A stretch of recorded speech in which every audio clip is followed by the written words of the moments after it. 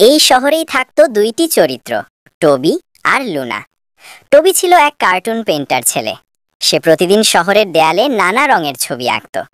তার হাসিটা এমন ছিল যেন কেউ সূর্যের আলোকে রঙিন পেন্সিলে বেঁধে ফেলেছে। আর লুনা ছিল এক সঙ্গীত প্রেমী মেয়ে, যার কণ্ঠে গান শুনলে শহরের পাখিরাও থেমে যেত। একদিন বিকেলে টবি শহরের মাঝখানে বড় একটি মুরাল আঁকছিল, একটা স্বপ্নের মতো ফুলের বাগান। লুনা তখন পাশেই বসে গান গাইছিল। টবি তাকিয়ে বলল, তোমার গানে আমার ছবিটাও নাচছে, বুঝলে? লুনা হেসে বলল, তুমি আঁকছো, আমি গাইছি, হয়তো আমরা একসাথে একটা গল্প লিখছি। সেদিন থেকে তাদের দুজনের দেখা প্রায় প্রতিদিনই হতো। টবি ছবি আঁকত, লুনা গান গাইত। তাদের হাসি, গল্প, রং আর সুর মিলেমিশে রংপুরের বাতাসে প্রেমের একটা নতুন ঘ্রাণ আনলো। একদিন টবি লুনাকে বলল, আমি চাই তুমি আমার ছবির ভেতর ঢুকে যাও। আমি এমন একটা পেইন্টিং বানাবো যেখানে তুমি চিরদিন থাকবে। লুনা মজা করে উত্তর দিল, তাহলে আমি তোমার রঙে হারিয়ে যাব? টবি সত্যি শুরু করলো এক অদ্ভুত ছবি, একটা স্বপ্নের জগৎ যেখানে আকাশের রং বেগুনি, ফুলেরা গান গায় আর নদীর জল ঝলমলে আলোয় নাচে। দিন রাত সে কাজ করলো। লুনা প্রতিদিন গান শুনিয়ে তার অনুপ্রেরণা হয়ে থাকতো। কিন্তু একদিন এক অদ্ভুত ঘটনা ঘটল। টবির রং ফুরিয়ে গেল। শহরের সব দোকানেও কোনো নতুন রং পাওয়া গেল না। ঠিক তখনই লুনা বলল, আমার গানের রং দিয়ে আঁকো। টবি অবাক, গানের রং? লুনা চোখ বন্ধ করে এক সুর ধরল। সুরের ঢেউ টবির প্যালেটের উপর পড়তেই দেখা গেল রং উঠছে যেন জাদু। নীল, লাল, বেগুনি। অনেকদিন হলো আমি টুনিকে খুঁজছি। জানি না কেন হঠাৎ করে ও আমার জীবন থেকে হারিয়ে গেল। আগে প্রতিদিন সকালে টুনির একটা হাসি দিয়ে দিন শুরু হতো।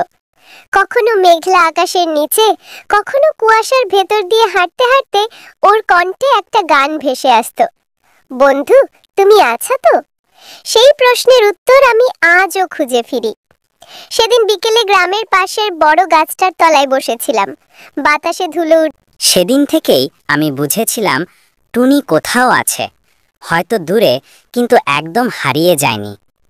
বন্ধুদের অনেক দিন দেখা হয় না। আগে আমরা সবাই একসাথে বসে গল্প করতাম, গান গাইতাম, নদীর পাড়ে চা খেতাম। এখন সবাই ব্যস্ত, সবাই আলাদা। টুনি ছিল সেই বন্ধন যে সবাইকে একত্র করত। ওর হাসি মানেই একটা উৎসব। এখন সেই উৎসবের আলো নিভে গেছে। আমি প্রায়ই পুরনো রাস্তা ধরে হাঁটতে বের হই। রাস্তার পাশে সেই পুকুরটা এখনো আছে, যেখানে টুনি একদিন বলেছিল, তুমি জানো, মানুষ হারিয়ে গেলেও তার স্মৃতি হারায় না।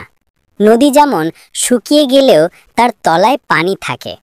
আজ বুঝতে পারি টুনি ঠিকই সকালের হালকা রোদে পুকুরের পানি ঝিলমিল করছিল। বাতাসে কেমন একটা ঠান্ডা গন্ধ, যেন শীতের আগমনী বার্তা। গ্রামের ছেলেমেয়েরা সকাল সকাল এসে পুকুর পাড়ে ভিড় জমায়। কেউ কাপড় ধুতে আসে, কেউ আবার গাও ধরা আনন্দ নিতে। তাসের গ্রামে পুকুরে গাও ধরা মানেই যেন এক উৎসব। আজও তেমনই একদিন রাহাত, গ্রামের এক তরুণ, সকালে হালকা কাজ সেরে বন্ধুদের সঙ্গে পুকুরে আসে। হাতে গামছা, মুখে হাসি। তার চোখে যেন এক ধরনের তৃপ্তি, কারণ এই পুকুরেই সে নিজের সুখ খুঁজে পায়। পাশে তার বন্ধু রিফাত, সবসময় হাসি খুশি ছেলে। রিফাত বলে, এই রে রাহাত, আজকে দেখি কে বেশি দূর সাঁতার কাটতে পারে। রাহাত মুচকি হেসে বলে, তুই হারবি, আমি তো গরুর সাথে পুকুরে নামি প্রতিদিন। দুজনেই হাসতে হাসতে পানিতে ঝাঁপ দেয়।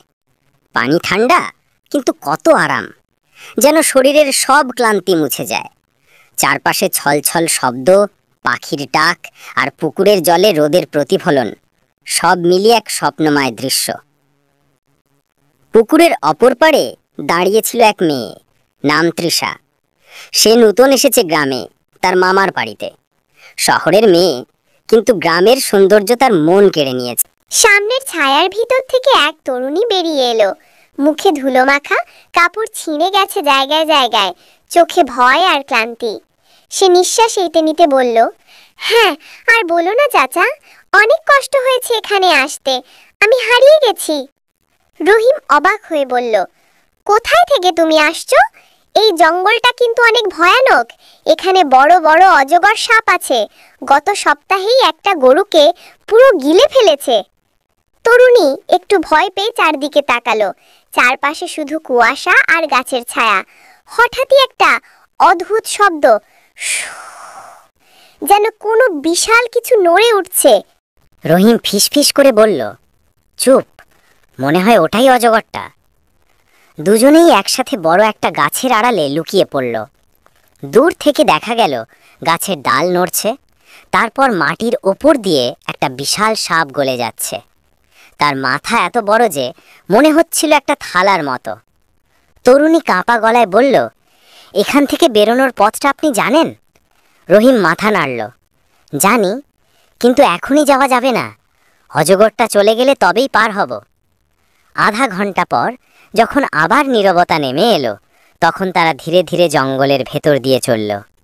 কিন্তু যতই তারা এগোচ্ছে, ততই বাতাস ঠান্ডা হয়ে আসছে,